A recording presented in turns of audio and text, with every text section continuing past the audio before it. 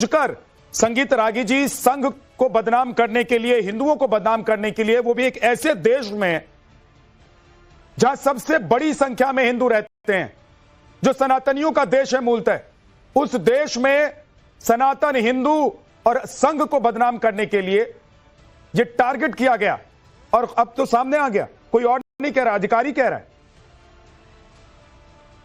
संगीत जी, वो मुस्लिम लीग से भी ज्यादा हिंदुओं से घृणा करता है और आसान होगा कि 9/11 के बाद दुनिया भर में इस्लामिक आतंकवाद जो शब्द था वो बहुत प्रचलित हो गया था। इसलिए क्योंकि सिर्फ उस समय अमेरिका में ही बम नहीं फूटे थे, आतंकवाद की घटनाएं ऑस्ट्रेलिया में हुई थी, ब्रिटेन में हुई थी, जर्मनी में हुई थी, पोलैंड में हुई थी, स्वीडन में हुई थी। ये पूरी दुनिया के अंदर जो है आतंकवादी घटनाएं घट रही थी और भारत के अंदर भी आतंकवादी घटनाएं घट रही थी। तो ऐसी स्थिति में कांग्रेस पार्टी जो उसको लगता था कि मुसलमानों का वोट बैंक हमको कंसोलिडेट करना है किसी भी तरीके से, क्योंकि 2004 के इलेक्शन में मुसलमानों ने कांग्रेस पार्टी को वोट दिया, जिसके कारण कांग्रेस पार्टी जो बहुत पीछे पिछड़ गई थी वो थोड़ा आगे आई। उसको लगा कि इससे बढ़िया कुछ हो नहीं सकता है कि एक नैरेटिव चलाया गया, मजहब का कोई किसी आतंकवाद का धर्म नहीं होता है। आतंकवाद का धर्म था, आतंकवाद का धर्म है, इस्लामिक आतंकवाद दुनिया में एक डोमिनेंट नैरेटिव है।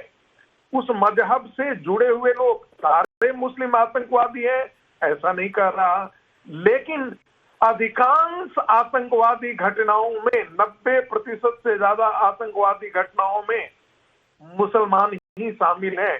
और यहाँ की बात नहीं है, पूरी दुनिया के लिए ये सर्वमान्य तथ्य है, जिसे हम कह सकते हैं स्वयं सिद्ध प्रमेय है आपस में। इसको बराबर करने के लिए कि चूंकि आतंकवाद का कोई धर्म नहीं होता है, कांग्रेस पार्टी ने इस चीज को निकाला कि हमको दिखाना है कि हिंदू भी आतंकवादी हो सकते हैं। देखिए, लेकिन संगीत रागी जी, ये पूर्व अधिकारी कह रहे हैं महबूब मुजावर कि उनके ऊपर दबाव बनाया गया और जो उनके बॉस से परमवीर सिंह, उनके ऊपर दबाव था, उन्होंने इनके ऊपर दबाव बनाया। तो ये दबाव कौन बना रहा होगा उस वक्त? देखिए, उस समय ये दबाव ये शुरू से कहा जा सकता है, ये अब एक स्वयं सिद्ध प्रमेय हो चुका है कि कांग्रेस पार्टी का नेतृत्व यानी गांधी परिवार, उस समय के गृह मंत्री, इन लोगों ने और उस समय के राहुल गांधी के शिक्षक, जैसे कौन शिक्षक उस समय थे, दिग्विजय सिंह थे, चिदम्बरम थे, इन्हीं लोगों ने, सुशील शिंदे थे, इन्हीं लोगों ने इस प्रकार की व्यूह रचना की और इन लोगों ने जानबूझ करके संघ को बदनाम करने के लिए, हिंदू संघ संगठनों को बदनाम करने के लिए, चूंकि इस्लाम बदनाम हो रहा था इसलिए हिंदुओं को भी बराबर बदनाम करने के लिए इस प्रकार की साजिश को अंजाम दिया। ठीक है संदीप जी, क्या इस्लामिक आतंकवाद की एक थ्योरी चल रही थी तो आप लोगों को लगा कि भाई हिंदू आतंकवाद की भी थ्योरी होनी चाहिए? और संगीत रागी आरोप लगा रहे हैं, खुलकर सीधे सीधे कह रहे हैं कि भाई उस वक्त आपकी पार्टी थी, आपकी सरकार थी, तो दबाव बनाने वाला कोई और कैसे हो सकता है? विद्यानाथ झा जी, पहली बात तो मैं विदाउट इंटरप्टेड 2 मिनट चाहूंगा और मुद्दे से इधर उधर बात नहीं करूंगा, इसलिए कि 5 लोगों को मुझे जवाब देना है। ठीक सर। मुद्दे की बात सर ये है, संगीत रागी जी अभी आपके राजनीतिक विशेषज्ञ बनकर बैठे हैं, ये आरएसएस समर्थक भी हैं, आरएसएस विचारक भी हैं, दिल्ली यूनिवर्सिटी के प्रोफेसर भी हैं।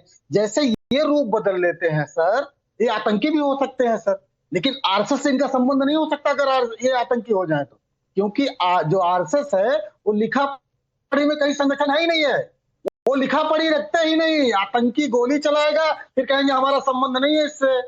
तो भैया आप पहले रजिस्ट्रेशन करा लो, अगर संविधान को मानते हो, देश को मानते हो, तो संविधान, देश की जो प्रक्रिया, संवैधानिक प्रक्रिया है उसके तहत आ जाए तो पता चलेगा कि आरएसएस में कितने आतंकी हैं, पहली चीज। दूसरी चीज सर, अभी हिंदू मुस्लिम की डिबेट चल रही थी, बड़ी मतलब हास्यास्पद बात है। एनआईए की जांच करने वाले प्रमुख अधिकारियों का नाम बता रहा हूं। हिमांशु शुक्ला, हिंदुओं के सीट्स पर बैठे हुए ब्राह्मण कमेटी से आने वाले व्यक्ति। उसके बाद सर सुजीत कुमार सर, और सर डीजी तो उस समय मोदी जी के कमेटी का व्यक्ति योगेश चंद्र मोदी। क्या ये सारे लोगों ने बचाया या उस समय फंसाया? बताइए कृपया आप देश के लोगों को, या कहिए कि वो ये जितने बताना तो आपको पड़ेगा, बताना तो आपको पड़ेगा संदीप जी, बताना आपको पड़ेगा। उस वक्त आपकी सरकार थी। 1 मिनट हुआ, मैंने कहा था 2 मिनट दीजिएगा। उस वक्त आपकी सरकार थी जिस वक्त ये एटीएस अधिकारी कह रहे हैं कि इनके ऊपर दबाव था कि जाओ मोहन भागवत को गिरफ्तार करके लाओ, जाओ योगी आदित्यनाथ को गिरफ्तार करके लाओ। योगी आदित्यनाथ का नाम लेने के लिए और मोहन भागवत का नाम लेने के लिए दबाव क्यों बनाया जा रहा था? आपकी सरकार थी, जवाब दीजिए। आज देश को बताइए कि आप लोग क्या करना चाहते थे इस देश में। रिक्वेस्ट है, मैंने कहा था 2 मिनट सर, 1 मिनट आप नहीं बोलने दिए। अभी आपने कहा कि आपने दबाव बनाया और जो है इनका फला फला देखिए तो सर पहली बात तो ऐसा कुछ था नहीं। दूसरी बात जो महत्वपूर्ण बात मैं ये कह रहा था, आपकी बात कैसे मान ले देश? अगर आप महबूब मुजावर की बात नहीं मान रहे हैं तो आपकी बात कैसे मान ले देश, बताइए।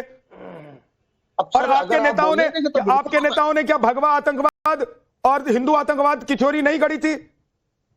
तो मतलब मैंने 5 लोगों को कहा था जवाब देना है, गलती कर दिया था, मतलब और भी लोग हैं सर। रिक्वेस्ट है, आप तो नहीं दीजिए। आपको पूरे देश को जवाब देना है संदीप जी। अरे तो बोलने तो दीजिए, तब जवाब है। जवाब नहीं सर, देखिए सर यही तो मैं कह रहा हूं ना। बोलिए। जिन अधिकारियों का मैंने नाम लिया, उन्होंने अगर सरकार के दबाव में गलत किया तो गलती की, संवैधानिक पद का दुरुपयोग किया, उन पर मुकदमा होना चाहिए। क्या ये सरकार मुकदमा करेगी? पहला सवाल। दूसरी बात मैं कह रहा हूं कि कांग्रेस के नेताओं ने गलत किया तो आप उन पर मुकदमा करिए, भाषणबाजी नहीं। दूसरी चीज, एक और मजेदार, अभी मुजव्वर किसका नाम आप ले रहे थे सर, क्या उनको पेंशन मिल रही है? अगर वो अधिकारी होंगे तो पेंशन मिल रही होगी। अगर उनके साथ गलत हुआ था तो 11 साल से तो भाजपा है, उनकी पेंशन चालू करवा देते सर। ये जिस तरीके से लोगों को गुमराह करने के लिए फर्जी लोगों को पकड़कर लाइएगा, हिमांशु शुक्ला जो है सरकार की तरफ से सब और फर्जी है भाजपा की तरफ से, आपके लिए तो वो लोग भी जो 17 साल तक पिसते रहे अदालतों में, जेल में, मुस्लिम को, वो लोग भी फर्जी है। बना रहे मुस्लिम। और सर तीसरा पॉइंट सर, दाल बना रहे मुस्लिम। और सर इसके पहले एक और घटना में कुछ लोगों को बरी किया गया, 12 लोगों को। आप उसी पार्टी से आते हैं ना जो कसाब के लिए जिस पार्टी के नेता और वकील रात में सुप्रीम कोर्ट चले गए थे। और उज्जवल निगम, आज वो जो है क्या है पता नहीं, आप चले गए थे ना सुप्रीम कोर्ट। उज्जवल निगम रात में दरवाजा खटखटाया था ना सुप्रीम कोर्ट का सर। उज्जवल निगम सांसद है, लेकिन महबूब मुजावर अगर सच बोलने की कोशिश कर रहे हैं तो देश को बता रहे कि उस वक्त क्या हो रहा था, तो आप उनको फर्जी कह रहे हैं, क्योंकि यहां आपका नैरेटिव फेल हो जाता है, क्योंकि यहां आपका नैरेटिव टूट जाता है। यहां नैरेटिव जो आप लोग 17 साल तक सेट करते रहे, वो नैरेटिव सेट नहीं हो पाया। कल अदालत में और आज महबूब मुजावर ने आप लोगों को एक्सपोज कर दिया।